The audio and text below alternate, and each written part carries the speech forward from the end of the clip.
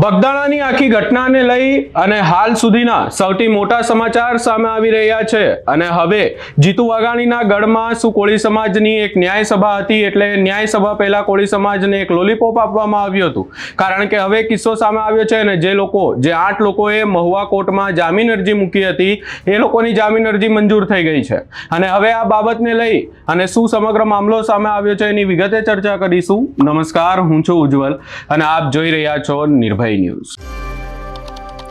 બગદાણાના આખા કેસમાં જેવી જ કોળી સમાજની ન્યાય સભા પૂરી થઈ અને આજે સૌથી મોટા સમાચાર સામે આવ્યા છે અને સૌથી મોટા સમાચાર એ છે કે જે 8 લોકોને જામીન અરજી મૂકી હતી 8 લોકોના જામીન મંજૂર થયા છે। વધુમાં જો આખી બાબતને લઈ અને ચર્ચા કરવામાં આવે તો મહુવા કોર્ટમાં 8 લોકો દ્વારા જામીન મૂકવામાં આવ્યા હતા। આ આખા જામીનની જે અરજી છે એને લઈ અને ક્યાંક ને ક્યાંક મુદ્દત પડી હતી અને આ મુદ્દત આજના દિવસની પડી હતી। જો આખી વધુમાં વાત કરવામાં આવે તો 30 જાન્યુઆરીએ સુનાવણી થઈ હતી અને આજના દિવસની મુદ્દત હતી એટલે કે 2 તારીખ અને આ 2 તારીખ એટલા માટે આપવામાં આવી હોઈ શકે એવી ચર્ચાઓ થઈ રહી છે કારણ કે કોળી સમાજનું 1 તારીખે મહાસંમેલન હતું। વધુમાં આ સમગ્ર બાબતને લઈ અને આ આખી બાબતમાં પહેલાથી જ ક્યાંક ને ક્યાંક લડાઈ લડતા ન્યાયની માંગ કરતા એડવોકેટ કિશન મેર દ્વારા શું કહેવામાં આવ્યું એ સાંભળી લઈએ। મારી સાથે હાલ એડવોકેટ કિશન મેર જોડાયા છે। કિશનભાઈ, આખી જે બગદાણાનો કેસ હતો એ બગદાણાના કેસમાં 8 લોકોના જામીન અરજી મૂકવામાં આવી હતી મહુવા કોર્ટમાં અને જામીન અરજી મંજૂર થઈ ગઈ છે।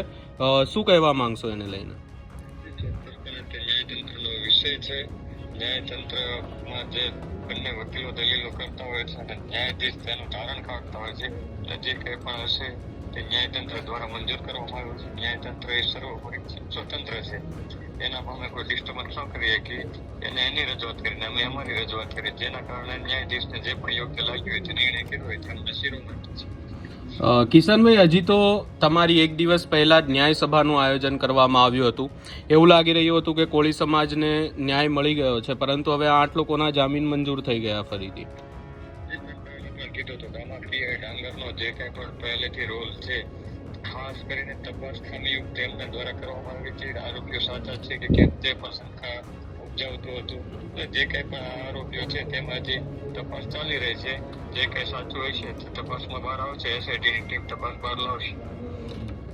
કિશનભાઈ, આ જામીન જે મંજૂર થયા છે એને લઈને હવે એવું લાગે છે કે તમે જે ન્યાય સભા કરી હતી એ ન્યાય સભામાં ક્યાંક ને ક્યાંક અવાજ ના ઊભો થાય અને ન્યાય સભા વધારે મોટી નહીં થાય એટલે આ લોકોના જામીન જે પહેલા અરજી કરવામાં આવી હતી ત્યારે મંજૂર ના થયા?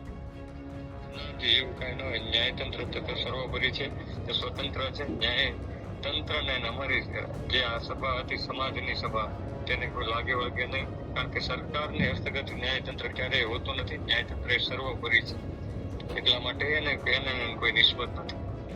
જી કિશનભાઈ, આપ અમારી સાથે જોડાયા અને આ સમગ્ર બાબતને લઈ અને ચર્ચા કરી એના માટે તમારો ખૂબ ખૂબ આભાર। આખા કેસની જો વાત કરવામાં આવે તો આ કેસમાં સૌથી મોટા સમાચાર અને કોળી સમાજ માટે ક્યાંક ને ક્યાંક એક મોટો આઘાત સમાન કહી શકાય એવો કિસ્સો સામે આવ્યો છે, એવા સમાચાર સામે આવ્યા છે અને જે 8 લોકોની અહીંયા વધુમાં વાત કરવામાં આવે તો રાજુ દેવાયત ભમર, વીરુ સભેદા, આતુ ભમર, ભાવેશ છેલાણા, વિરેન્દ્ર પરમાર, પંકજ મેર, સની ઉર્ફે સતીશ વનાલિયા અને ઉત્તમ આમળિયાના જામીન મંજૂર કરવામાં આવ્યા છે। મહુવા કોર્ટ દ્વારા આ જામીન મંજૂર થયા છે અને હવે કોળી સમાજ જે ન્યાયની માંગ કરી રહ્યું હતું ન્યાય સભા પૂર્ણ થઈ ગઈ અને ન્યાય સભા પૂર્ણ થતાની સાથે જ આ આરોપીઓને ક્યાંક ને ક્યાંક જેમને જેલ હવાલે કરવામાં આવ્યા હતા એમની જામીન અરજી મંજૂર થઈ ગઈ છે। આ સમગ્ર બાબતે આગામી સમયમાં જોવાનું રહેશે કે હવે કોળી સમાજ શું કરે છે। તમારો શું અભિપ્રાય છે અમને કમેન્ટ કરી જરૂર જણાવશો।